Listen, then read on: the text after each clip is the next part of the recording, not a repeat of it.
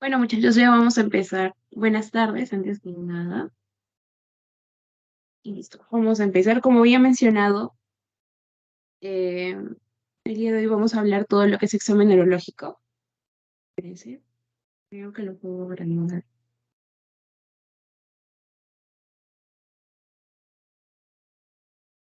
Ya, sí, está mejor.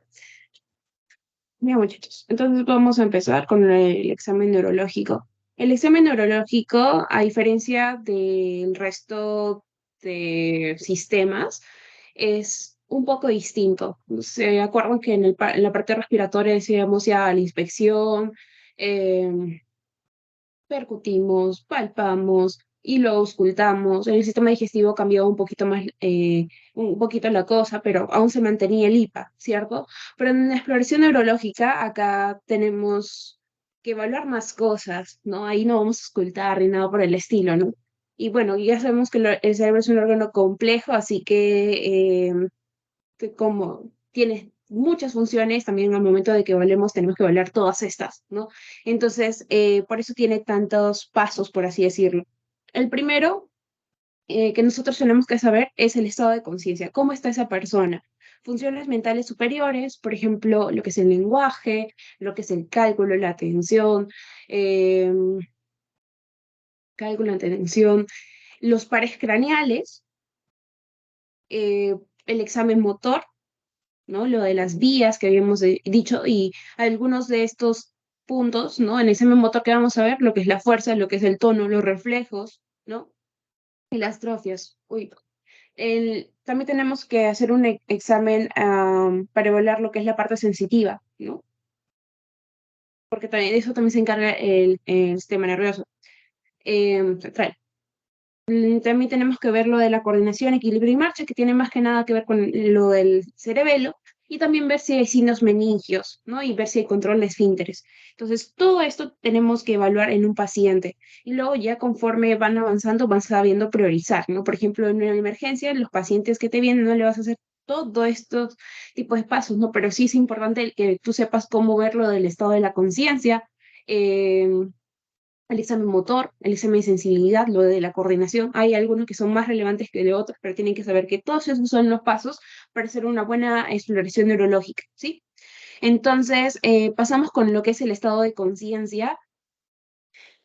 Básicamente, conciencia es que nosotros tengamos conocimiento de nuestro entorno y de nosotros mismos, ¿ya?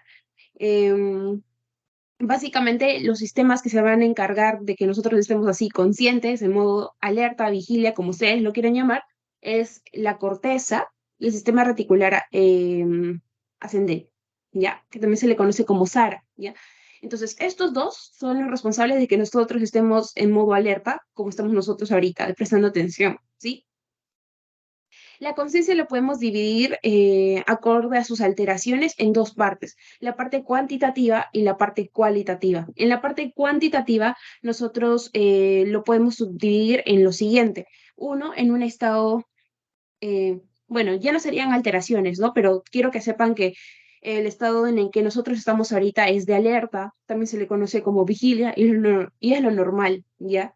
Luego tenemos el otro estado que es el de obnubilación, que básicamente es cuando la persona va a ser medio somnolienta, pero la diferencia es que eh, cuando tú le hablas, ¿no? Te responde o al más mínimo estímulo se despierta y te hace la conversación, ¿ya?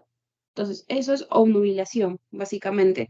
No hay compromiso del nivel alerta, solamente que la persona tiene tendencia bastante al sueño, ¿ya? Em, por otra parte, tenemos lo que es el estupor. Básicamente es cuando la persona va a seguir somnolienta, pero esta vez no te responde fácilmente al hablado, sino que va a recién reaccionarte al estímulo doloroso, responde el dolor, ¿ya? Entonces acá sí hay un compromiso de la vigilia como tal, ¿ya? El paciente va a permanecer con los ojos cerrados, ¿no? Pero y cuando le hablas no te hace caso y cuando haces estímulo, aplicas lo de estímulo doloroso, ahí recién se despierta, está un ratito contigo y otra vez vuelve a caer, vuelve a cerrar los ojos, ¿no? Cuando tú quieres hacer lo del estímulo doloroso, antes le retorcí lo que es la mamila, ¿no? El pecho para poder despertarlo. Otra forma también es con los nudillos de tu mano acá en el esternón, le haces así y el paciente también se va a levantar, ¿no? Eso es el estímulo doloroso que tendríamos que aplicar, ¿no? Ante un paciente estuporoso. Y el estado de coma es una persona que no responde a ningún estímulo externo, ¿ya? Ese es un paciente que entra en coma, ¿sí? No responde, es un paciente que está inconsciente y no responde a ningún estímulo externo, no doloroso.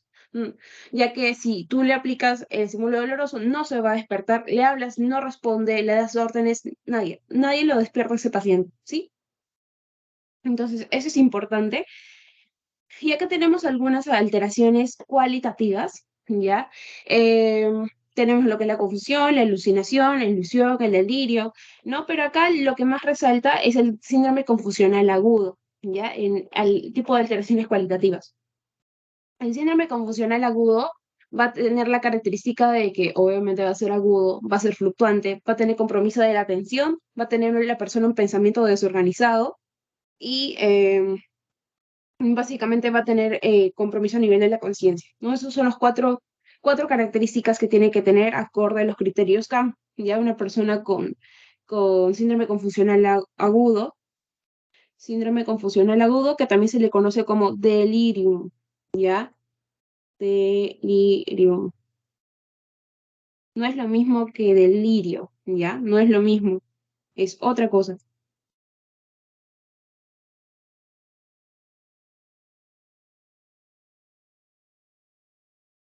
Ya, entonces básicamente eso sería lo de la conciencia. Algo importante también y que al menos yo recuerdo que me preguntaron en mi examen es la escala de Glasgow, ¿no? Que más que nada es cuando se utiliza cuando hay traumatismos cráneoencefálicos, ¿no? Y mide cuán grave ha sido, ¿no? La gravedad de esto. Es importante que lo utilicemos y sobre todo que sepan los parámetros y te van a, al menos como les mencionaba, yo recuerdo que me pusieron un caso clínico y yo tenía que puntuarlo, ¿no? Entonces, ya saben que son tres parámetros, la apertura ocular, la respuesta verbal y la respuesta motora, ¿no? A su vez, lo que es la respuesta ocular tiene 4 puntos, la verbal tiene 5 y la motora tiene 6, así en escalerita, ¿no? La ocular espontáneo es 4, al estímulo verbal es 3, al estímulo doloroso es 2 y que no abre es 1, ¿ya? Persona en relación a la respuesta verbal, si está orientada en tiempo y espacio, pues genial, es un 5. La persona está confundida un 4, palabras inadecuadas 3, sonidos incomprensibles 2 y ninguno 1. 6, primero obedece órdenes, luego localiza dolor, ¿no? Que ese vendría a ser 4. 5, disculpen, movimiento de retirada, o sea, cuando le haces doler, o sea, quita el brazo o quita la extremidad a la cual le estás haciendo doler, y lo de decorticación y descerebración, ¿no? Yo me acuerdo, no sé por qué, pero decorticación es cuando la persona está en esta posición, en una flexión hipertónica, o sí, ¿ya? Primero es decorticación y luego es descerebración, ¿sí? Descerebración es cuando hay extensión hipertónica, ¿ya? Y está así. Decorticación, descerebración, ¿ya? Entonces, decorticación tiene 3 puntos y descerebración es 2. Un dato importante es que, obviamente, es un trauma leve cuando va de 13 a 15, de 9 a 12 es moderado, 3 a 8 es grave. Por eso a todo paciente que tenga menor a 8 la escala de Glasgow se le va a intubar. Pasa de frente el criterio para intubación, ¿ya? Y este, eso siempre me lo he preguntado, pero no sé si viene en exámenes, pero es criterio para intubar. ¿Por qué? Porque es grave, ¿no? Es una escala. Ya, entonces hasta ahí estamos bien. Ya hemos visto lo que es el estado de conciencia. Ahora pasamos a lo que son las funciones mentales superiores. Como les había comentado, acá tenemos lo que es la atención, el lenguaje, la memoria, la praxia. Em, y bueno, ¿cómo yo puedo ver que alguien está orientado, ¿no? Que se ubica en tiempo y espacio, ¿no? Untándole, obviamente, sus nombres, dónde estamos, ¿no? En qué año estamos. A veces, o sea, con una persona vas a entrevistarla en hospitalización y ves que está alerta, pues no hay necesidad de preguntarle, ¿no? Eso ya sabes y te responde todas las cosas. Entonces tú dices, este paciente está al OTEP, ¿no? Está lúcido, orientado en tiempo, espacio y persona.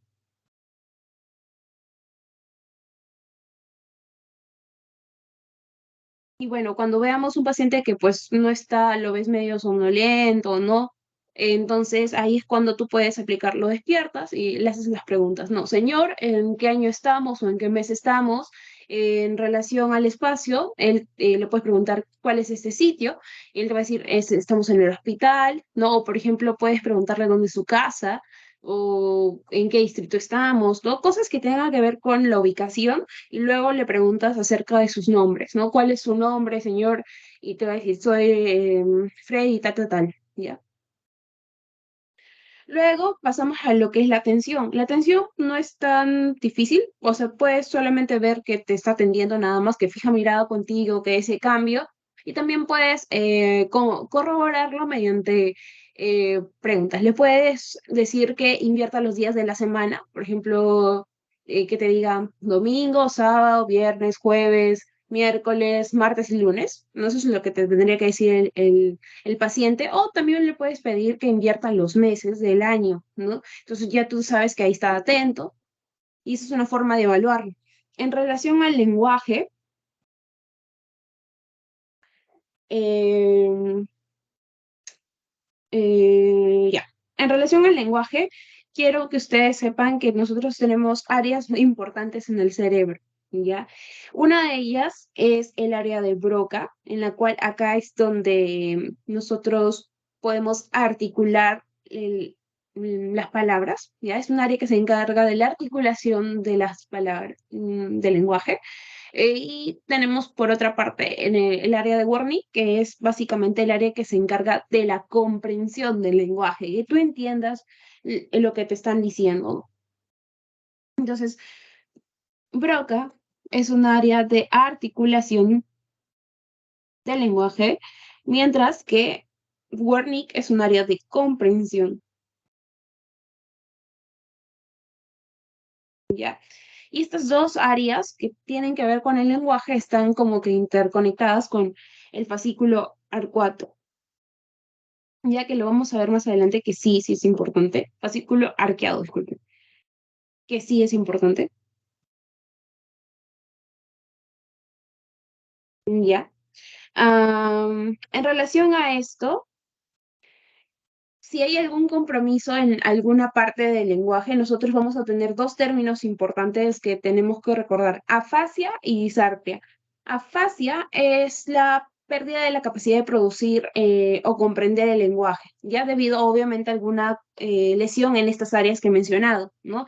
Entonces, afasia es la pérdida de la capacidad de producir o comprender el lenguaje. Es la pérdida de capacidad de producir o comprender el lenguaje, mientras que la disartia es la pérdida o la alteración en el momento del habla, ¿no? O sea, el momento de articular las palabras. Si bien es cierto, puede ser por compromiso del área de Broca, porque esa área se encarga de eso, pero también puede haber un problema acá a nivel externo que te impide hablar bien. Entonces, puede ser por trastornos motores también.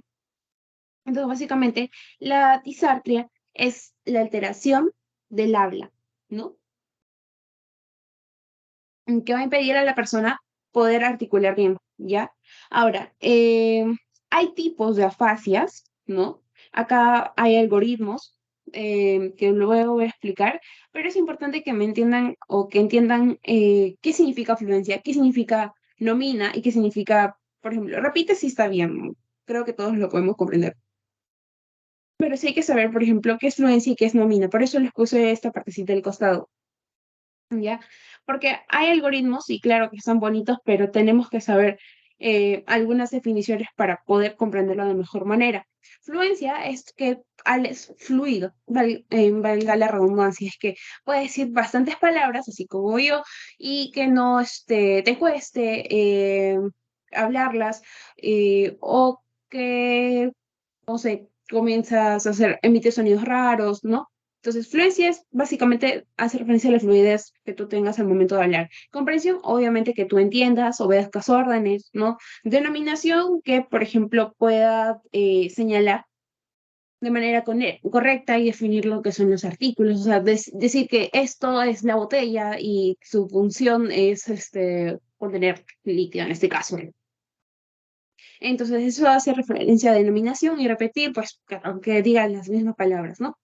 Entonces, cuando nosotros tenemos una afasia de Broca, hay compromiso en la articulación, ¿no?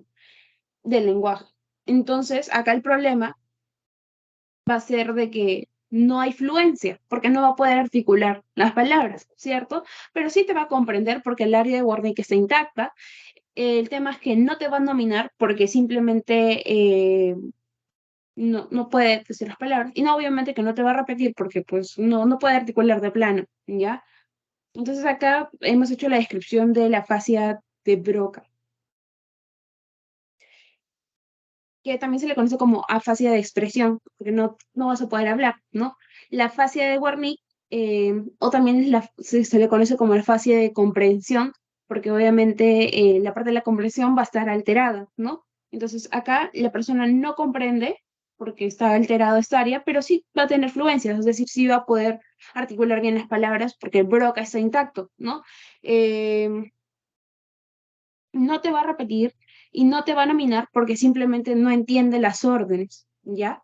Entonces ahí tenemos fascia de Broca, afasia de Wernicke. Afasia de conducción es cuando hay compromiso del fascículo arqueado, ¿ya? Entonces, ¿qué pasa acá?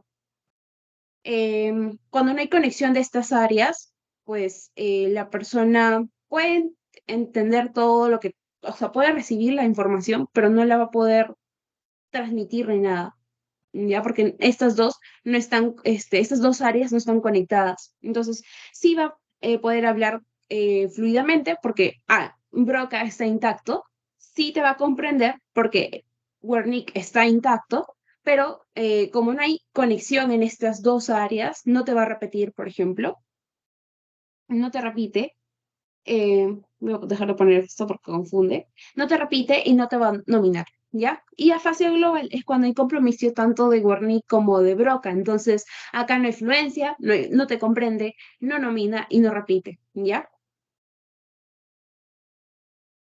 Entonces eso es importante. Hay más tipos de afasia si se darán cuenta, pero ustedes deben saber las más importantes, ¿no? La de Broca, la de Wernicke, la de conducción, cuando hay compromiso del fascículo arqueado y la global, ¿ya? Entonces, que ustedes sepan bien esas cuatro realmente es suficiente, de ahí pueden ampliar quizás con más, ¿no? Y bueno, esta es una forma de hacer un algoritmo, ¿no? Y esta es otra, ¿no? Acorde a la fluencia, ¿no? Del lenguaje.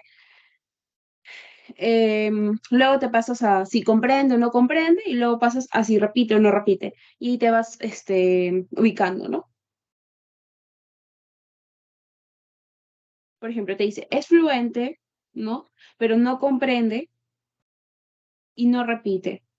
Llegas a fase de Wernicke y así, ¿no? Así vas haciendo como que tu algoritmo en la parte del lenguaje. En lo que es la memoria, nosotros tenemos que ver o examinar lo que es la memoria a corto y a largo plazo. A corto plazo, ¿cómo lo evalúo? Le puedo decir al paciente tres palabras, no sé, perro, gato y zapallo, y esta persona, y luego le haces otras preguntas al paciente y luego esta persona te tiene que repetir las tres palabras, ¿no? Se tiene que acordar de estas tres palabras. Entonces, con eso evalúo memoria de corto plazo y memoria a largo plazo. Puedo preguntarle cuál es el nombre de sus hijos, dónde vive o quién es el nombre de sus padres, ¿no? O sea, datos que de por sí ya los tenemos muy asimilados, ¿no? O de algún recuerdo, ¿no? Que tenga em, no sé, si ahí tienes el familiar y te puede contar cosas, pues genial, ¿no? Pero si no, ya haces preguntas muy básicas, ¿no? De cuál es su dirección, cuál es su número, ¿no? Para evaluar lo que es largo plazo. En lo que son las praxias, básicamente, ¿qué es una praxis? De plano es lo que uno es la realización adecuada de de movimientos o que ya tenemos aprendidos, ¿ya? Por ejemplo, nosotros sabemos cómo lavarnos los dientes, cómo tender nuestra cama, ¿no? Porque son procesos que ya hemos aprendido en nuestra niñez, ¿no? Entonces, básicamente, eso es una praxis, ¿no? La realización adecuada de movimientos que ya hemos aprendido de pequeños. Pero una apraxia es cuando nosotros dejamos de hacer esto. O sea, por ejemplo, montar la bicicleta, todos en algún momento de niños lo hemos realizado esto, ¿no? Pero imaginemos que una persona que lo aprendió pasa por un X proceso y ya no puede montar bicicleta, o por ejemplo, ya no puede atarse los zapatos, o ya no puede lavarse los dientes, que son procesos que, pucha, lo hemos aprendido desde chicos, ¿no? Entonces, ahí es el término apraxia. Pero la praxis, como ya les he comentado, es en la realización adecuada de secuencia de movimientos que hemos aprendido, ¿ya? Entonces, ¿cómo podemos evaluarlo? Dándole órdenes al paciente de levantar un brazo, ¿no? Puede ser por imitación, no que te imite, ¿no? Obviamente, por ejemplo, quién no ha protruido la lengua, quién no ha soplado, eso ya lo conocemos. Entonces, así lo evaluamos, o también puede ser mediante instrumentos, como le puedo decir, oiga, peínase, cepíllese los dientes, ¿no? Entonces, eso básicamente, cuando tenemos apraxias, es porque hay compromiso ya sea del lóbulo parietal, lóbulo frontal, ganglios basales y cerebelo. Ya. Básicamente ellos van a ser los comprometidos para que nosotros tengamos apraxias, ¿no? Algún tipo de lesión en esas áreas, sobre todo. ¿Ya? Y, por ejemplo, acá vemos como a alguien le dices, lávate los dientes y estás cepillando la cabeza, por ejemplo, ¿no? Ya, eso en relación a funciones mentales superiores, ¿ya? En relación a los nervios craneales, si es que no me equivoco, en la semana 15 hay una teoría como tal de cómo evaluarlo. Pero antes de explicar esa teoría, previamente deben saber cuál es la función de cada nervio como tal, ¿ya? Entonces, si ustedes saben qué función hace cada uno, básicamente va a ser muy sencillo evaluar y van a salir también fácilmente las alteraciones, ¿ya? Entonces, el olfatorio, obviamente, con eso podemos identificar los olores, ¿no? Entonces, al momento de que nosotros querramos evaluarlo, pues tenemos café o hierbabuena, cosas aromáticas para identificar si está fallando o no. Esa es una forma de evaluarlo, ¿no? Pero ya, sabemos que el uno es el olfatorio y básicamente nos sirve para identificar aromas. El número dos es el óptico y yo lo evalúo mediante o sea, básicamente este nervio me permite ver como tal. ¿Cómo voy a evaluar?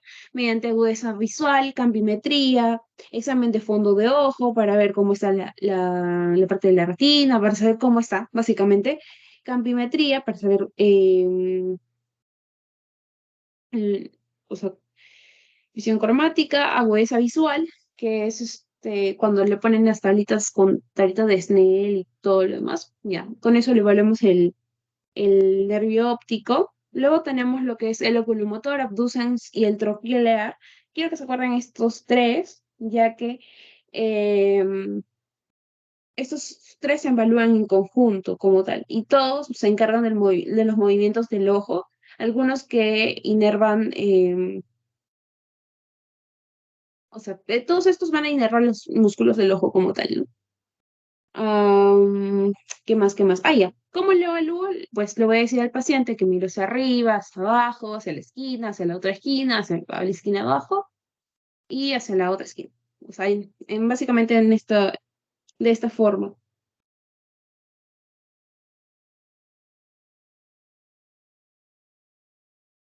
¿ya? Entonces, básicamente sí. Luego, o sea, que mire de un lado a otro, ¿no? Movimiento en 6 posiciones, que abre y cierra los párpados, acá evaluamos lo que son las pupilas, ¿no? Entonces, con esos movimientos evaluamos el 3, el 4 y el 6. En lo que es trigémino, más que nada se encarga de la sensibilidad facial y corneal.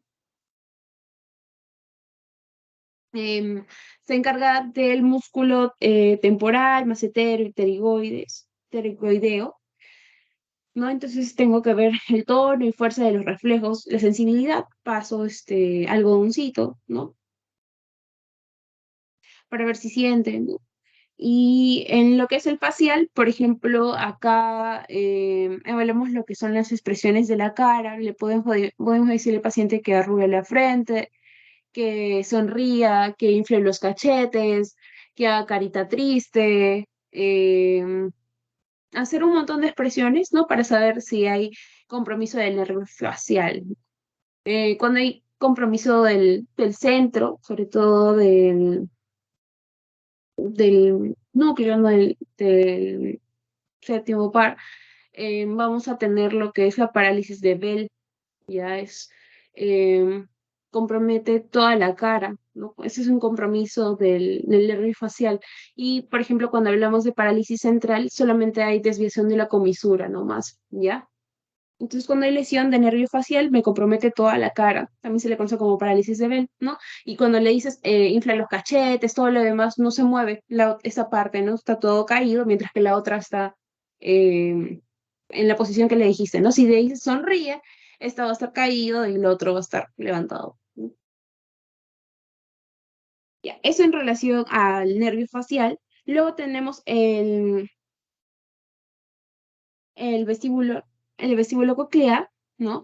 En el cual se va a encargar básicamente de la audición, va a ser el encargado de ver los tonos agudos y graves, o sea, básicamente es a nivel auditivo y también es el vestíbulo coclear porque también se encarga de la función vestibular, ya, del equilibrio, también tiene que ver eso, ya. El glosofaringio, pues, ¿cómo yo lo puedo evaluar? Le pido al paciente que saque o que diga para ver el tema de la úvula, ¿no? Esta úvula tiene que estar al centro. Si está desviada, pues hay compromiso del glosofaringio, ¿no? Eh,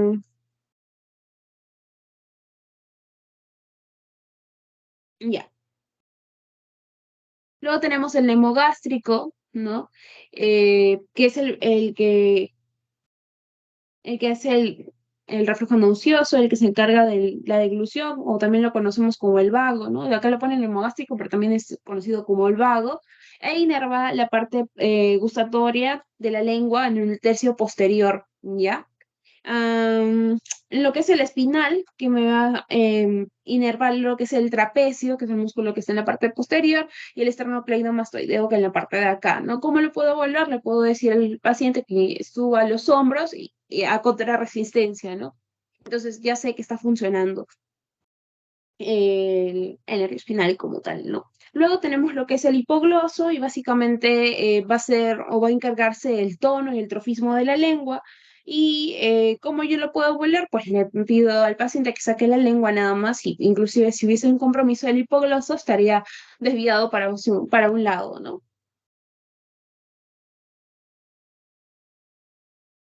Ya, entonces así evaluaremos lo que son los pares craneales. Luego tenemos lo que es el examen motor. En el examen motor tenemos cuatro cosas importantes, ¿ya? Que tenemos que evaluar. El tono, la fuerza muscular, los reflejos osteotendinosos, o bueno, simplemente reflejos porque acá vamos a ver osteotendinosos y los patológicos, y lo que es el trofismo, ¿ya?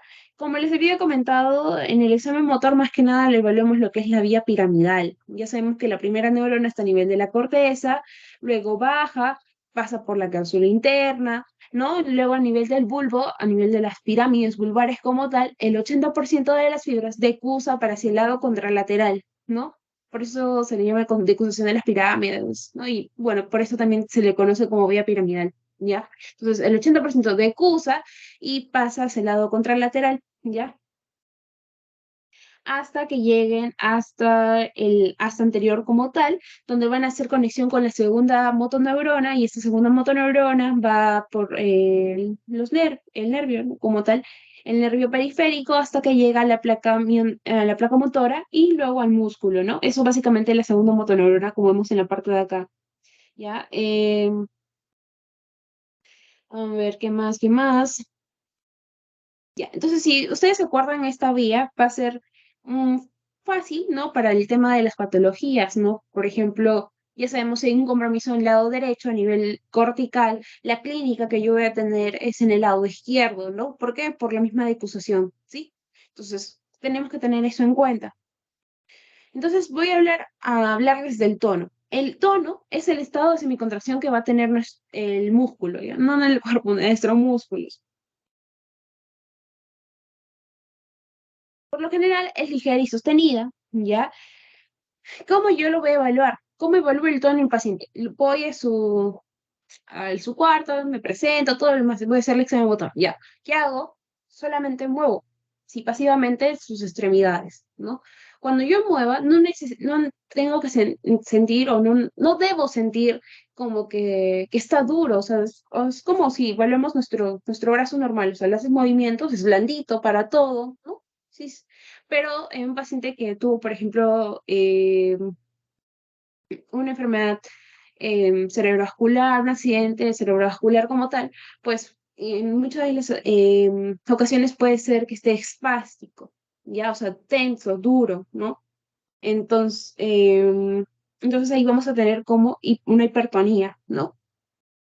Entonces, me quedé en la parte de inspección. ¿Cómo lo evalúo? A la inspección, los relieves pueden estar aumentados o planos, a la palpación puedes tener dos cosas de que esté consistente como tal o blando, todo chorreado, ¿no? La motilidad pasiva significa que nosotros tenemos que movilizar, como les había comentado, tenemos que mover los bracitos, ¿no?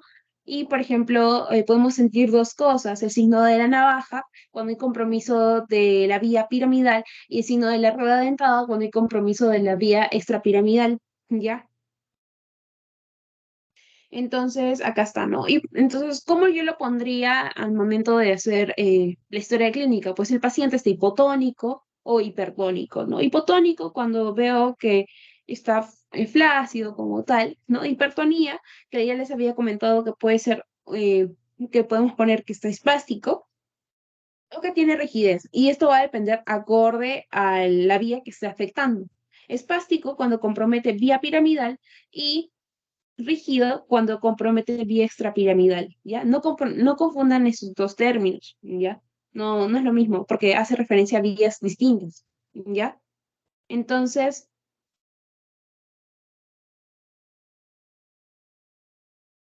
entonces acá tenemos el cuadrito, ¿no? El tono puede ser hipotónico o puede ser hipertónico, ¿no? Si hablamos de hipertonía, tenemos dos opciones, que haya rigidez o espasticidad. Rigidez cuando hablamos de la vía extrapiramidal y espasticidad cuando hablamos de la vía piramidal.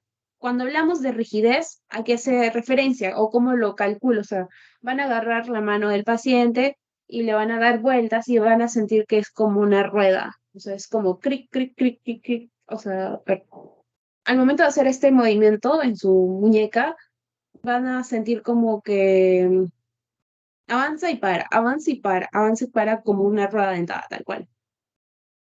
Mientras que cuando hablamos de la espasticidad en la vía piramidal y nos hacemos referencia al signo de la navaja, generalmente es por ACV, accidente cerebrovascular. ¿Cómo lo voy a notar? En que el paciente puede estar así todo flexionado y, por ejemplo, a mí me pasó de que tenía que tomarle un AGA a este paciente. Entonces, ¿qué haces? Le extiendes el brazo y luego de nuevo se contraía. Les volvía a extender y otra vez regresaba a su forma así toda flexionada. Eso es el signo de la navaja. Lo extiendes y sube de nuevo, ¿ya? Entonces, eso es en relación al tono. Luego tengo que evaluar lo que es la fuerza muscular. Tenemos básicamente la fuerza, ¿cómo lo evalúo? Que es la capacidad, es básicamente la capacidad que tenemos para efectuar movimientos, ¿ya? O sea, para pararnos, para elevar los brazos, elevar las piernas, requiere de fuerza. Entonces, básicamente, para evaluarlo, vamos a pedir estas maniobras, ¿no? El paciente tiene que realizar estas maniobras. Am, ya sabemos que tenemos la prueba de Barré y la prueba de Mingazzini. La prueba de Barré es para miembros superiores, Mingazzini miembros inferiores, ¿no? Entonces, a ver, ¿cómo empezamos? En fuerza muscular, ¿cómo le piden al paciente o cómo lo evalúan? Van a ir, saludan todo el cuerpo, entonces van a este, hacer de plano que levante sus brazos con los ojos cerrados. Ahí podemos ver si hay paresias o hemiplejías, porque el paciente que tiene hemiplegia, como les había comentado, le dices que cierre los ojos y solamente te va a levantar un brazo, ¿no? Am, y lo mismo, ¿no? Para Mingasini, levante la señor, levante las piernas, o no te levanta, o te levanta una, ¿no? O quizás levanta una y luego se cae al toque. Entonces ahí tenía una paresia, ¿no? Una hemiparesia. Entonces, esa es una forma de evaluarlo de manera pasiva, ¿no? Porque solamente le estás pidiendo que levante. Y hay otra forma activa, por así decirlo, en la cual, por ejemplo, le pido que levante los brazos y a contrafuerza, ¿no? Es que yo voy a hacer fuerza para bajarle el brazo y el paciente tiene que mantenerlo ahí. O otra forma, y tienes que ir evaluándolo desde acá, desde el hombro hasta los codos, hasta los dedos, ¿ya? Lo mismo en miembro inferior. Entonces, ¿cómo hacemos? De plano, para la evaluación en la parte del hombro, le vas a decir al paciente, estire su brazo y contrafuerza. O sea, el paciente tiene que mantenerlo ahí y tú vas a hacer fuerza por abajo y el paciente tiene que quedar ahí. Su brazo no se tiene que caer, ¿no? Si no, ya estamos hablando de una pared.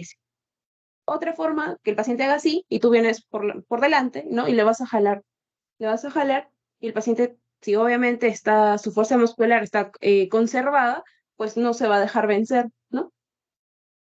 Siempre comparen en ambos lados, ¿no?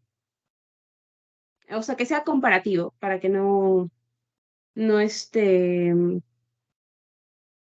porque pasa, o sea, a mí me pasa, bueno, lo ideal es que sea comparativo, ¿no? Porque terminas con uno y luego no siquiera te acuerdas de cómo fueron los movimientos exactamente. Por eso es ideal que sea en ambos lados, simultáneamente, ¿ya?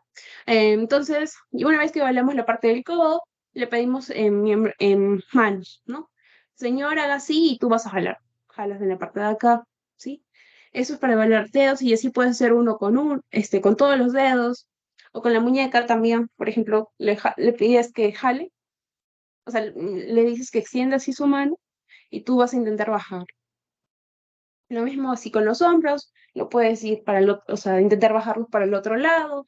Y en relación a las piernas, tú le vas a pedir que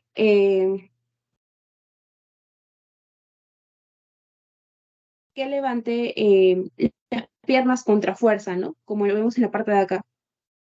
O sea, el paciente está echado, ¿no? Y le pides que levante la fuerza, que levante la fuerza, que levante la pierna, ¿no? Y tú estás presionando ahí en la rodilla. Entonces, tenemos todos ese tipo de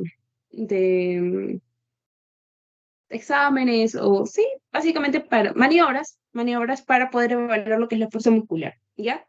Entonces, ¿a qué conclusión llegamos cuando, por ejemplo, el paciente falla alguna de estos movimientos?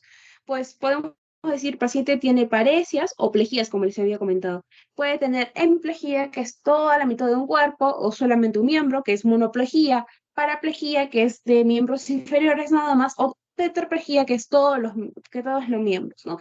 Miembros superiores y miembros inferiores, ¿no? Parecia, recuerden que es la debilidad, una debilidad nada más, y plejía es que básicamente no va a poder mover las extremidades, ¿sí?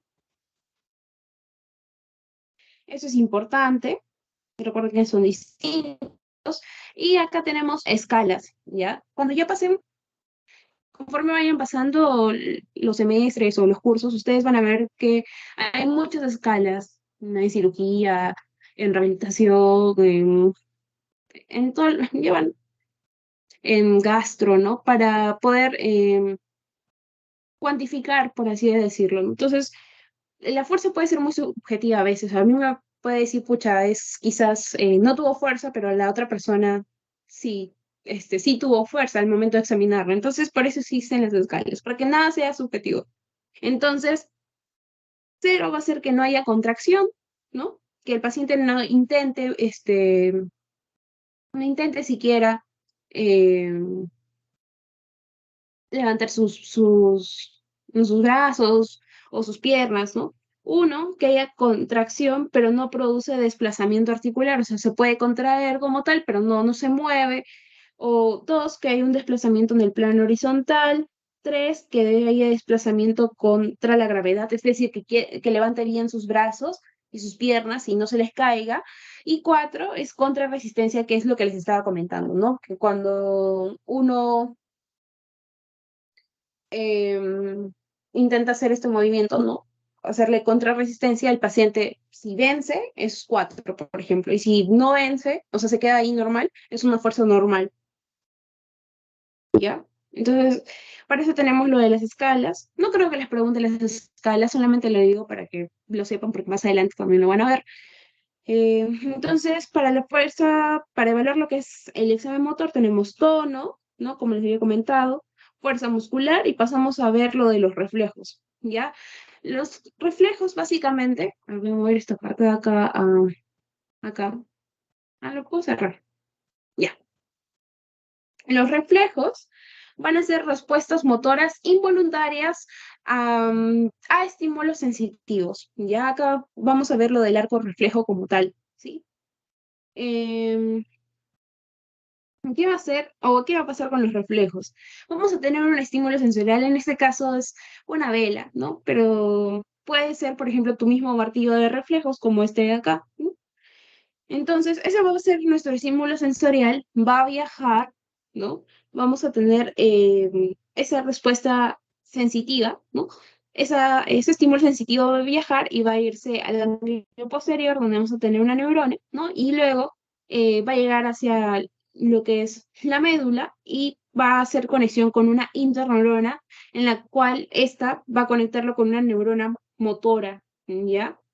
Entonces, le va a enviar esa información sensitiva, ¿no? Si en este caso es fuego, nosotros cuando tocamos fuego, al toque retiramos, ¿no? Entonces, el estímulo sensorial fue el fuego, ¿no? La parte sensitiva fue el fuego, y llega a la médula de señales, hace contacto con la interneurona, esta a su vez contacta a una neurona motora y pues quitamos la mano, ¿no? Porque nos estamos quemando.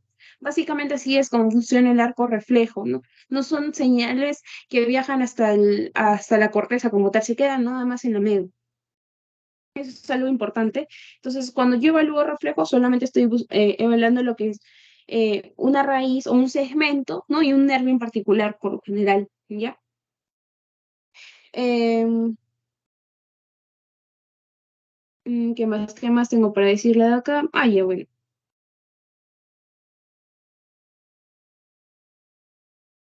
Entonces, ¿cómo yo puedo producir los reflejos osteotendinosos? En este caso, pues con mi martillo de reflejos voy a colocarlo en algunos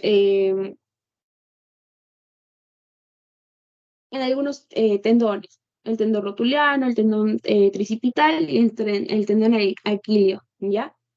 Voy a dar un golpe en estos sitios y vamos a ver cómo se moviliza, ¿no? O cómo se mueve, hace un movimiento involuntario, ¿ya? Acá tenemos un ejemplo de cómo estimular, ¿no? El tendón rotuliano, acá el tricipital y acá el aquil, ¿ya? Ahora, por ejemplo,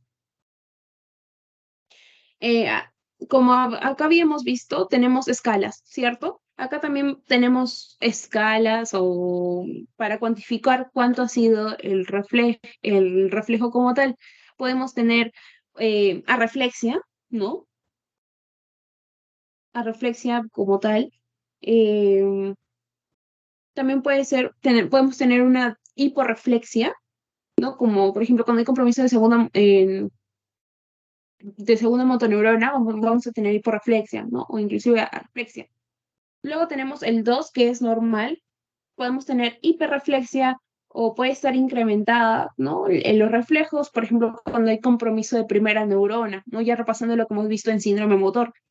Am, Y bueno, ¿cómo yo lo voy a ver? Por lo general, si el más sencillo es hacer el reflejo rotuliano y es un movimiento súper tenue, o sea, es como que mueve, sí, pero tenue. Cuando haces los reflejos bicipitales o sí, de bíceps o tricipitales, a veces, cuando yo digo que hiperreflexión, porque supuestamente el movimiento tiene que ser así nada más, ¿no? hiperreflexa cuando sé todo esto, ¿ya? Ah, ¿qué más? ¿Qué más? Ya. Y bueno, acá les dejo algunos segmentos y nervios que vamos a evaluar acorde a los reflejos. Por ejemplo, ya, hago mi reflejo rotuliano, pero ¿qué significa? ¿Qué estoy evaluando? Y estoy evaluando la raíz, pero ¿qué raíz? ¿Qué segmento? Cuando yo hago una evaluación de reflejo rotuliano, yo estoy evaluando L3 y L4 y el nervio como tal que estoy evaluando es el femoral. Cuando hago mi reflejo de bíceps, por ejemplo, evalúo el segmento C5 y evalúo el segmento C6. Y estoy evaluando qué nervio, el nervio musculocutáneo, ¿ya? Entonces, eso sí me sirve para saber qué estoy evaluando, ¿no? Muchas veces me pasaba que ya hago el reflejo, ya está normal, pero ¿qué significa? Que básicamente es esto de acá, ¿no? Estás evaluando un nervio en particular y un segmento de la médula, ¿sí? Entonces, hasta ahí estamos bien. Luego tenemos los reflejos patológicos. Eh, tenemos el Babinski, que básicamente en niñitos, recién nacidos, no en niñitos como tal, recién nacidos es normal un Babinski, pero en un adulto no. Por lo general significa que hay compromiso a nivel cortical como tal, ¿no? Y básicamente es la extensión del dedo gordo y demás dedos, pero en forma de abanico. Hace este movimiento, ¿ya? Y tienen que saber cómo simularlo. No es una línea así de frente, es en forma de C, muchachos. Agarras en forma de C y justamente hace ese movimiento en abanico, ¿ya? Tanto Babinski como Oppenheim, que es cuando tenemos, por ejemplo, acá nuestra pierna y nosotros deslizamos el índice sobre la tibia, o sea, sobre la cresta de la tibia como tal. em, si el paciente como que estira el primer dedo como tal, es también patológico, ¿ya? Igual lo mismo con Schaffer, Gordon, Shaddock y Hoffman, ¿no? Shaddock, Hoffman. Shaddock es fricción en la parte del pie, en esta parte de acá, en la parte lateral. Y también va a haber extensión del primer dedo, ¿sí? Y lo mismo pasa con, bueno, es distinto, Hoffman, ¿ya? Vas a presionar lo que es el dedo medio y va a haber este movimiento, ¿no? Los dos dedos de ambas partes se van a querer juntar, ¿ya?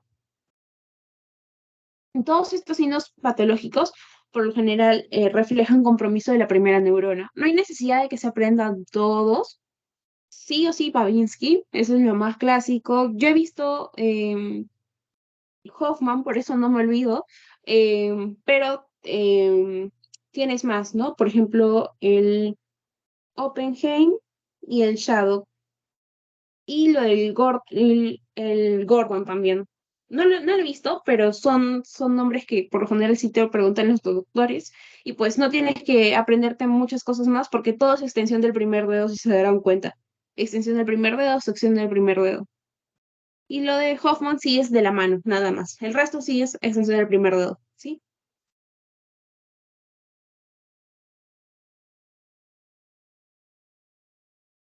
Ya, hasta ahí estamos bien. ¿Qué otra cosa más evalúa a nivel del trofismo? Básicamente, el trofismo es el desarrollo muscular, ¿no? Y va a depender mucho de nuestra contextura como tal y de lo mucho que entrenemos. Pero el tema es que pacientes hospitalizados o que están postrados, como no hay movimiento, ¿no? Eh, se va a reducir el tamaño de la masa muscular, ¿ya? Y esto pasa, por ejemplo, en pacientes que han tenido enfermedad cerebrovascular, si por ejemplo terminan con una paraplegia, hemiplegia, pues en muchos de los casos quedan así en camita nomás. Entonces, hablamos de una hipotrofia, cuando hay una disminución del tamaño de la masa muscular, ¿no? Hipertrofia con el incremento de la masa muscular, esto, por ejemplo, cuando en los muchachos que van al gym, ¿no? Ganan más masa muscular y pues ganan, están hipertrofiados, ¿no? Y bueno, como les había comentado, no solamente el trofismo depende de los movimientos, o sea, va a depender de los movimientos, pero también depende de la inervación y la irrigación, ¿no? Eso también es importante que se acuerden. Y bueno, ¿cómo lo podemos evaluar? Pues podemos medirlo, ¿no? Medir comparativamente o simplemente a la vista, ¿no? Por ejemplo, acá se ve claramente de que acá hay una reducción del tamaño, ¿no? De la parte de la pierna. A diferencia de acá que tiene más grande los gemelos, está más ensanchadita, pues acá la del lado derecho, pues no le está. Entonces, esto es en relación al examen motor, ¿ya? Vamos a hablar del examen de sensibilidad. Espérense un ratito. Mm,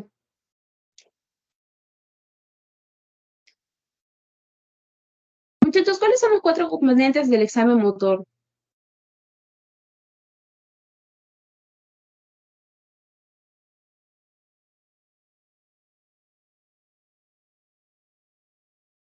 ¿Están, chicos?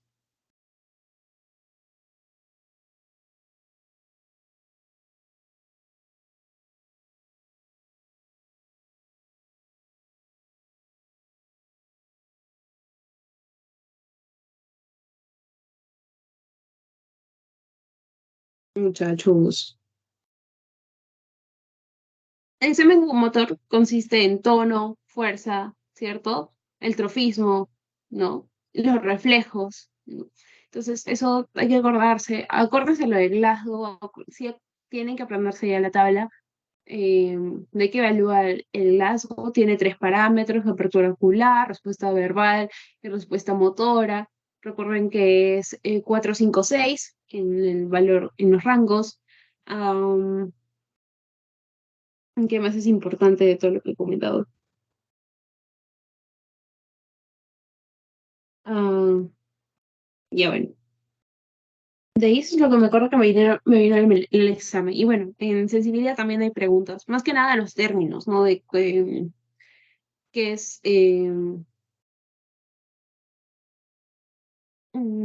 ya me acabo de olvidar. De ahí, bueno, lo repasaremos. Ya, en relación al examen de sensibilidad, ustedes tienen que saber que tenemos vías sensitivas como tal. Tenemos la columna dorsal, tenemos la espinotalámica y la espinocerebelosa, que básicamente serían las tres vías que tenemos sensitivas.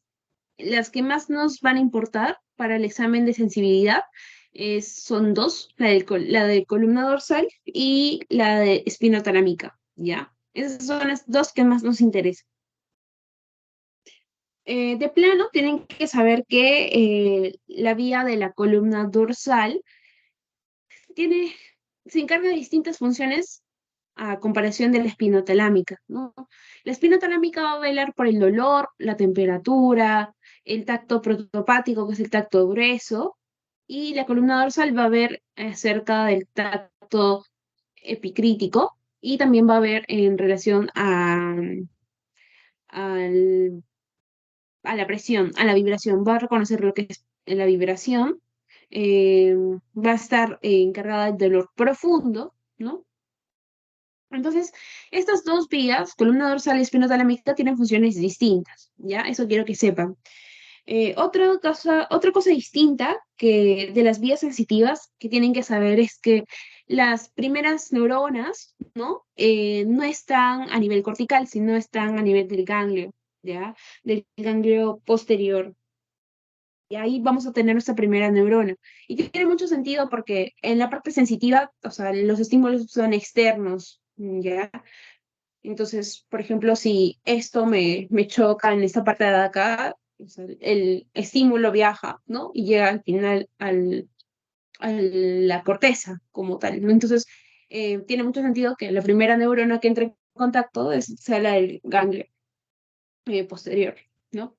Hay diferencia, como les había comentado, de la vía motora, que la primera neurona está a nivel de la corteza, porque cuando yo quiero hacer un movimiento, no dependo de un estímulo, sino nace, o sea, la señal está desde acá arriba, desde la corteza. Entonces, primera neurona está arriba. Ya. Entonces, eso quería comentarles, y bueno, voy a explicar un poco de las vías, ¿no? Em,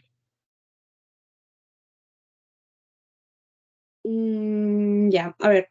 A grosso modo, lo del, la vía de la columna dorsal, o también tiene muchos nombres, la vía de los lemniscos, la vía de la columna dorsal, la vía de los cordones posteriores, todo es lo mismo, todo es el mismo nombre.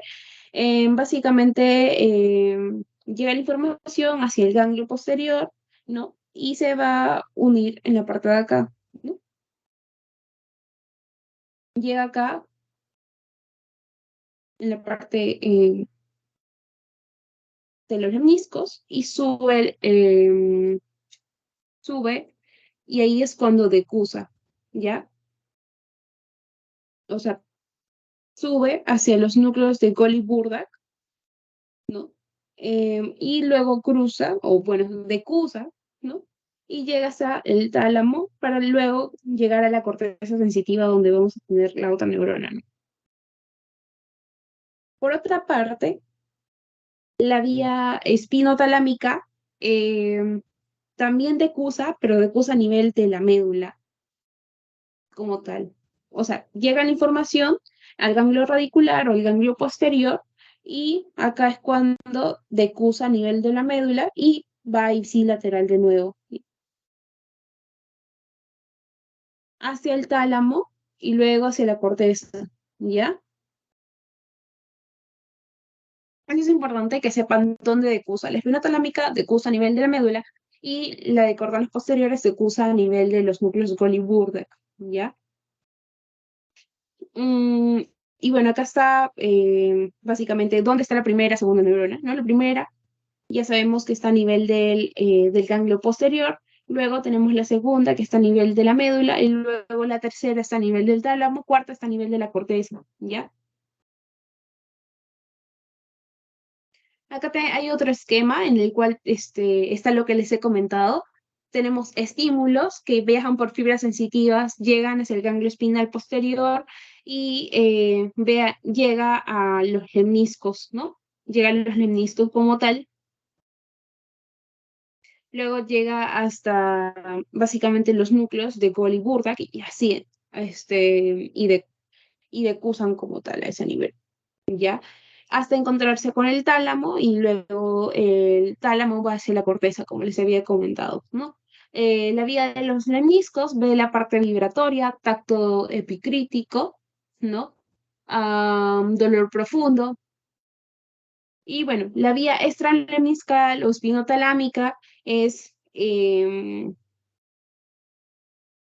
básicamente va a estar en esta posición y como decusa a nivel de la médula, como les había comentado, ¿no? Decusa a nivel de la médula y es lo mismo, llega a el tálamo, luego la corteza parietal y bueno, la vía espinotalámica se encarga del dolor y básicamente la temperatura, ¿ya?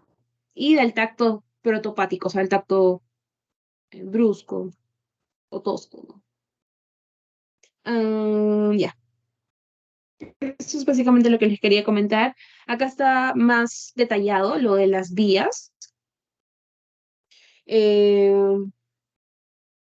ya, eso básicamente se los dejo para que lo repasen, porque esto al final nos va a servir para lo que son los síndromes sensitivos, ¿ya? Entonces ahí les dejo lo de las vías. Y bueno, entonces nosotros en relación a estas dos vías, vamos a tener tipos de sensibilidad, ¿no? La sensibilidad superficial, que es aquella que nosotros le podemos percibir acorde a, a nuestra piel y mucosas, que básicamente con sensibilidad superficial, que es lo que yo voy a evaluar, tacto, dolor y temperatura, ¿ya? Luego tenemos la sensibilidad propioceptiva, que es básicamente la sensibilidad que va a llevar nuestros huesos, tendones, fascias, nuestras articulaciones, ¿no? Esos son los mensajes que llegan. Entonces, ellos van a tener, cuando yo quiera evaluar sensibilidad profunda, tengo que evaluar lo que es la vibración, ¿no? Y la sensibilidad postural, básicamente. Ah, esto es básicamente lo mismo que les había comentado. Entonces, si yo quiero evaluar sensibilidad superficial, es decir, la vía espinotalámica, yo tengo que evaluar lo que es dolor, lo que es temperatura y tacto y presión. Si yo quiero evaluar la vía de los meniscos o la vía de cordones posteriores, ¿qué es lo que tengo que hacer? Evaluar presión, evaluar vibración, evaluar posición y relación articular, ¿no? Entonces, tiene mucho sentido lo de las vías. No, no por nada me tomé ese tiempo de explicarles un poco de las vías, ¿ya? Y luego también tienes lo que es la sensibilidad cortical, porque no es solamente sensibilidad y ya, sino que eh,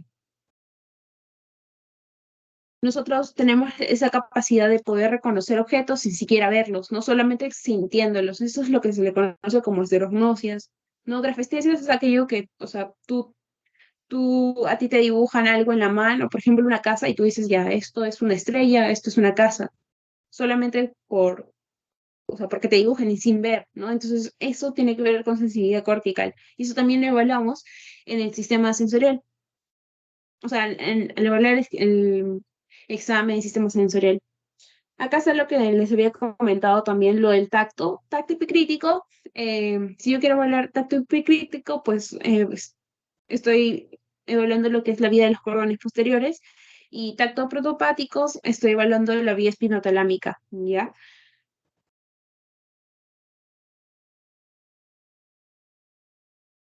Ya, eso es importante.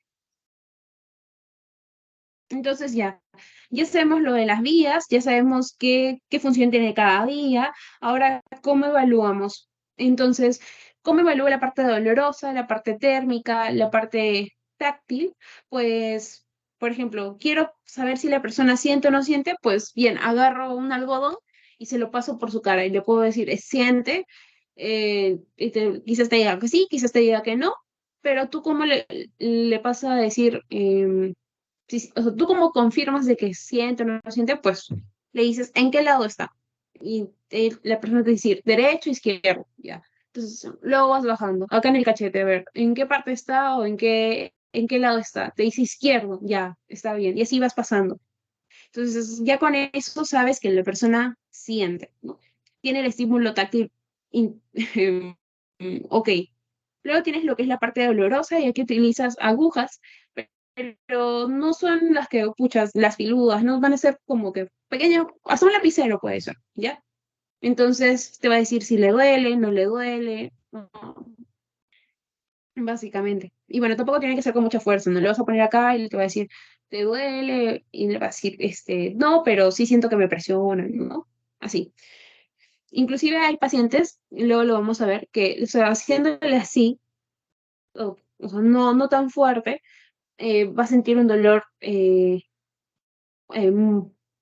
altísimo. Entonces, esto es hiperalgesia, ¿no? Si no tiene nada de sensibilidad, se le conoce como analgesia, ¿no? El paciente no siente. Y bueno, eso después ya lo voy a comentar. Luego, ¿cómo evalúo la parte térmica? Voy a tener dos tubos de ensayo, entonces le voy a pasar uno caliente y otro frío y pues le voy pasando, ¿no? A ver, acá que siente calor o frío, casi calor y así, ¿ya? Entonces ahí vas jugando con eso. Luego, en lo que es cómo evalúo la parte profunda de la sensibilidad, pues acá podemos utilizar los pulpejos de los dedos para lo de la presión y lo de las vibraciones, necesitamos lo que es el diapasón, ¿no? Le haces así y lo pones en un relieve óseo y el paciente va a decir si vibra o no vibra, ¿no? Eh, Luego tenemos lo de las grafiestesis, que era lo que les había comentado, de que le haces dibujos y el paciente tiene que decir qué es, ¿no? Y luego también tenemos la propioceptiva, en la cual el paciente se ubica en el cuerpo, su cuerpo, ubica su cuerpo en el espacio, puedes evaluar lo que es la prueba de Romberg, ¿no? Para ver lo de los cordones posteriores, ¿no? Pero eso ya lo podemos evaluar, también en la marcha, por ejemplo, ¿no? Luego, como les había comentado, ¿cuáles son las alteraciones de la sensibilidad del dolor o sensibilidad de los estímulos? Podemos llegar a las siguientes conclusiones, ¿no? Si el paciente no siente nada, pues está con anestesia, ¿no? Si el paciente tiene disminución de la sensibilidad, hablamos de hipoestesia, tenemos hiperestesia cuando se incrementa la sensibilidad, parestesia cuando tiene sensibilidad de hormigueo, analgesia que no siente nada de dolor, hipoalgesia que siente una disminución de la sensibilidad del dolor. Por ejemplo, le puedes estar, pucha, con el alfiler casi incrustándose en el sudado y el paciente no siente. O el paciente que es al más mínimo contacto, pues, pucha, le duele un montón, es hiperalgesia, ¿no? Y el Rodin es aquel que es el paciente que tiene dolor ante un estímulo no doloroso. Por ejemplo, un algodón, ya no hay forma de que un algodón te pueda doler, pero a esta persona le duele, ¿no? Eso se le conoce como elodinia. Luego vamos a hablar un poquito de dermatomas. No lo preguntan realmente, o sea, sus parciales, no. En los exámenes de concurso, probablemente sí. Básicamente, lo de los dermatomas es así, es que un pedazo, una parte de la piel va a ser inervada por nervios sensitivos, ¿no? Que, y esto va a corresponder a un nivel de la médula espinal, ¿ya? Básicamente, yo utilizo esto de los dermatomas cuando yo tengo problemas o a nivel de la integridad de la médula espinal. O sea, por ejemplo, un paciente que ha tenido un accidente de tránsito, ¿no? Y puchas, la médula se ha diseccionado y todo lo demás. Entonces tengo que volar hasta donde siente y lo demás. Entonces, para eso me sirve lo de los dermatomas. Ahora, y acá está, ¿no? O sea, los dermatomas son o sea, son campos segmentarios de la piel inervados por un nervio sensitivo. Su uso cuando hay una lesión medular, ¿ya? Y obviamente cuando se altera la sensibilidad profunda. Se preguntarán si se tienen que aprender todos. No, no necesariamente. Tienen que aprenderse, por ejemplo, el T10, que es a nivel del ombligo, S2 y S3, que es para lo que es la parte de testículos, ¿no? La parte genital. Em, Otra cosa importante. Y T4 que es a nivel de los pezones. No, creo que eso es lo más relevante, ¿no? T4, T10 y bueno, la parte de S2 y S3. ¿Ya? Y así quieren aprenderse más, pero tienen que saber qué es, ¿no? Que son básicamente un pedazo de piel, ¿no? Una lesión, un segmento de piel que está inervado por un nervio sensitivo como tal, ¿ya? ¿Para qué me sirve? Para pacientes que tienen lesión medular, ¿sí? ¿Y en qué casos yo puedo tener una lesión medular? Aquellos que utilizan motocicletas y pues quedan vivos, pero quedan con una lesión medular muy, muy fea, ¿ya? Entonces ya pasamos a hablar lo que es coordinación, equilibrio y marcha, ¿no? Básicamente esta área se encarga del cerebelo, ¿sí? Entonces el cerebelo se encarga de la coordinación, ¿no? Que nosotros podamos tener. Y eso se le conoce como metría. Metría es la coordinación que nosotros tenemos al realizar nuestros movimientos. Yo puedo escribir de manera eh, correcta, ¿no? Gracias al apoyo del cerebelo, ¿no? O también puedo tener coordinación al momento de bailar, por ejemplo, por el cerebro, más que nada, ¿no? Entonces, cuando yo tengo una alteración de la coordinación, se le conoce como dismetría. Hasta ahí estamos bien, ¿no? Entonces, ¿cuáles son las pruebas? Ah, no. Y bueno, también tenemos otras cosas bueno, otras funciones del cerebro, por ejemplo, las diadococinesias, que básicamente es mantener, o sea, realizar movimientos de manera alternante, pero de forma rítmica. Y obviamente las disdiadococinesias son aquellas en las cuales no puedo mantener el ritmo en los movimientos, ya. Entonces, todas esas funciones las controla el cerebelo. Entonces, ¿cuáles son las pruebas que yo puedo utilizar para evaluar cerebelo? Sobre todo para ver si hay dismetrías o, por ejemplo, si hay dado cocinesias. Pues bien, para las metrías, es decir, para la coordinación, puedo hacer la prueba nariz, prueba dedo nariz. ¿Qué voy a hacer? El paciente tiene que estirar su brazo, tocarse la nariz, y igual con eso, sí, de manera coordinada, ¿no? Paciente que tiene compromiso, pues va a llevar su dedo por acá, no va a poder hacer esto, ¿ya?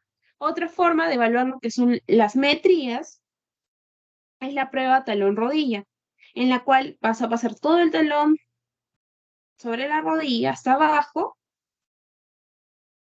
y luego retira, ¿no? Un paciente que tiene compromiso a nivel del cerebelo no lo va a poder hacer, ¿sí? Para evaluar lo que son las disdiadococinesias, que es hacer el movimiento de manera alternante y rítmica, ¿cómo lo voy a poder evaluar? Pues voy a hacer esto, ¿no? Esta parte de acá. Si el paciente no puede hacer nada, o sea, que hace un movimiento así, o no puede mantener el ritmo, pues algo está mal, ¿no? Porque todos podemos hacer esto de acá. ¿no? Entonces, eso es miembro superior y el miembro inferior es arriba y abajo, flexión y extensión del pie, ¿ya? Entonces, eso es para las disdiadococinesias, ¿ya? Diadococinesias, porque la disdiadococinesias es la alteración, no de esta capacidad de realizar movimientos alternantes de manera rítmica. Entonces, esas son las pruebas que ustedes van a tener que pedirle al paciente, ¿no?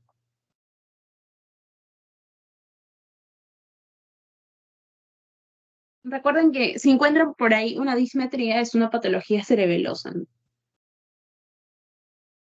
Y me ha pasado una vez, encontré una paciente que le habían salido, estaba entre la sospecha de que era tumor o era un posible TB, pero estaba a nivel, no me acuerdo si era tumor, pero estaba a nivel de cerebelo, ¿ya?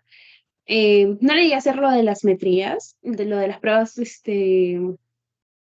de las, para identificar metrías, pero sí le evalué lo del Romberg, ¿ya? Y sí salió positivo, fue chévere. Ya, entonces, eso es en relación a la coordinación, ¿ya? Para evaluar la marcha, que acá no lo he puesto, acá evaluamos la marcha, ¿ya? ¿Qué le hago al paciente? ¿O qué le digo que haga al paciente? Pues que camine, ¿no? Que se pare y se ponga a caminar, ¿ya? Y acá es donde le hago la prueba de Romberg, ¿no? Acá está lo que les había comentado de la paciente, que se para y le pides que cierre los ojos y tiene que quedarse así como un soldadito, con los pies juntos, todo junto, ¿no? Y luego, o sea, lo normal es que una persona se quede quieta, ¿ya? Pero cuando hay algún problema, en este caso la paciente que probablemente tenía un tumor a nivel de cerebelo, comenzó a tambalearse de adelante para atrás. O sea, parecía que la mujer se iba a caer, ¿ya? Eso es una prueba de Romer positiva, ¿ya? Y por ejemplo,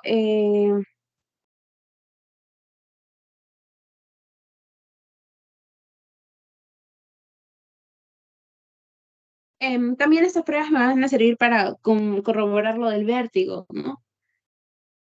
Pero ya, me estoy desviando. En relación a la marcha tenemos la prueba de Romberg, tenemos lo de la marcha libre, o sea, decir, que camina el paciente, la marcha en tándem, que es así, un pie encima del otro pie, así. O sea, caminar así como en línea recta, como si estuviese practicando equilibrio, ¿sí? En línea recta.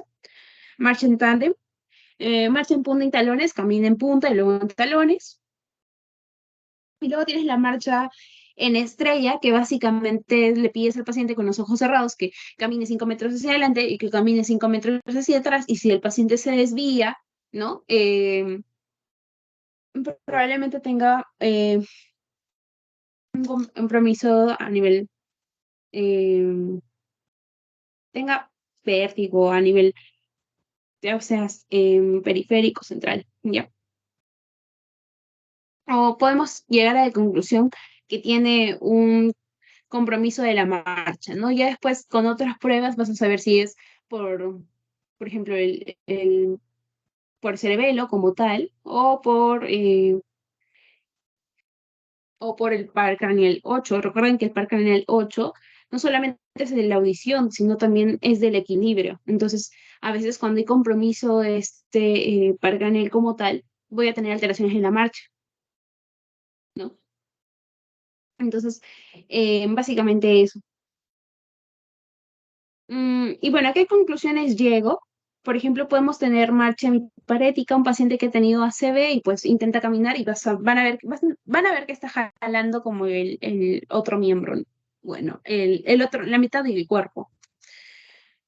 Luego tienes la paraparética. La parkinsoniana es la marcha en la cual el paciente como que se va hacia adelante, ¿ya? Tiende a irse hacia adelante. Marcha táxico-cerebelosa, marcha tabética. Y acá tenemos, ¿no? Que el paciente camine, no camina. Y bueno, vamos a pasar a hablar de los signos meningios. Básicamente, ¿cuándo yo voy a tener signos meningios? Cuando hay irritación de las meninges, claro que sí. Pero esto puede ser ya sea por una infección o también puede ser por sangre. Entonces, eso hay que tenerlo en cuenta. Entonces, ¿qué enfermedades me puede producir un signo meningios? la meningitis o inclusive una hemorragia subaracnoidea, ¿ya? Entonces, acuérdense de eso, no es solamente meningitis, sino también hemorragia subaracnoidea, ¿ya? Eso es importante. ¿Qué otros signos pueden ir acompañados de los signos meningios como tal, que ya les voy a explicar cuáles son? Puede ir fiebre, cefalea, fotofobia, hiperestesia cutánea, vómitos, compromiso variable de la conciencia, fotopsias, ¿no? Dependiendo de cuál sea la patología, ¿no? Por ejemplo, si tengo un paciente con meningitis, probablemente haya padecido un cuadro de cefalea, eh, ¿qué más? Que tenga problemas, fotofobia, que tenga vómitos, ¿no? A veces cuando es por neisseria van a ver como que manchas como si fuese purpúricas a nivel del cuerpo, si es niñito, es raro, pero también puede orientarlos, por ejemplo, pero por ejemplo, y es un cuadro que no es tan agudo. En cambio, una hemorragia subaracnoidea es minutos, o sea, en minutos la paciente se pone mal.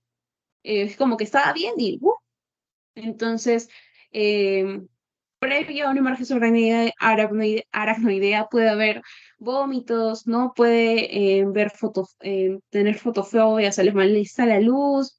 Acá no va a tener fiebre, por ejemplo, pero va a tener cefalea y te van a decir que es el peor dolor de cabeza que ha tenido en su vida la paciente.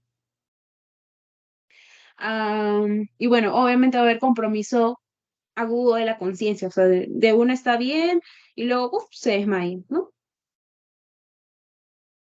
Entonces, ¿cuáles son los signos principales, signos meningios principales? Tenemos acá tres: rigidez de nuca, Kerning y Brudzinski. Rigidez de nuca, cuando tú le haces así, nada más le elevas la cabeza eh, en el mismo bloque al paciente, pues o sea, no está tan blando como una persona normal, va a tener rigidez, se va a sentir. Luego tenemos lo de Kerning, que es cuando le levantas, elevamos la pierna extendida y el paciente dobla la rodilla de manera refleja. Es decir, le levanto la pierna, le voy levantando la pierna, le levanto la pierna, le levanto la pierna y luego se hace así, ¿ya? Y luego tenemos lo que es el signo de Brudzinski, en el cual yo elevo la cabeza y el paciente por automático flexiona lo que es las rodillas, ¿ya? De manera refleja,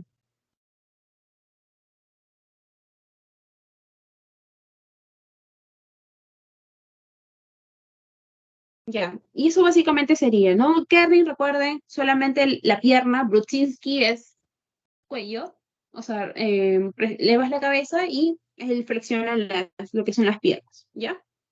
Eso en relación al examen neurológico, muchachos. ¿Tienen alguna duda?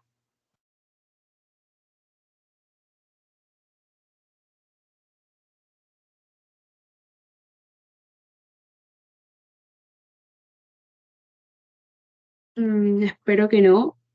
Espero que me hayan entendido la parte de sensibilidad, porque con esto podemos entrar a los síndromes sensitivos de una manera muy, muy entendible. Si no, vamos a tener problemas. Pero nada, espero que les haya quedado. También vamos a ver, si es que no me equivoco, lo de los pares craneales, de cómo evaluarlos, aunque ya más o menos les he comentado y nada, espero que les sirva, sobre todo que se atrevan a hacer el examen neurológico. Yo recuerdo que en los primeros tiempos, en los primeros, cuando me mandaban a hacer examen neurológico, como que me costaba mucho, porque son tantos pasos, ¿no? Pero luego uno aprende. Entonces, nada, tienen que practicar más que nada. Y bueno, muchachos, creo que los veo el día miércoles, entre miércoles y el jueves. Mío va a ser miércoles en la noche para ya terminar con la semana 14 y ya para el jueves termino con semana 15 aproximadamente. Yo les estoy escribiendo, porque como les decía, tengo mis parciales tanto el lunes como el martes. Y nada, cuídense, los veo pronto. Gracias, hasta luego. Gracias, gracias.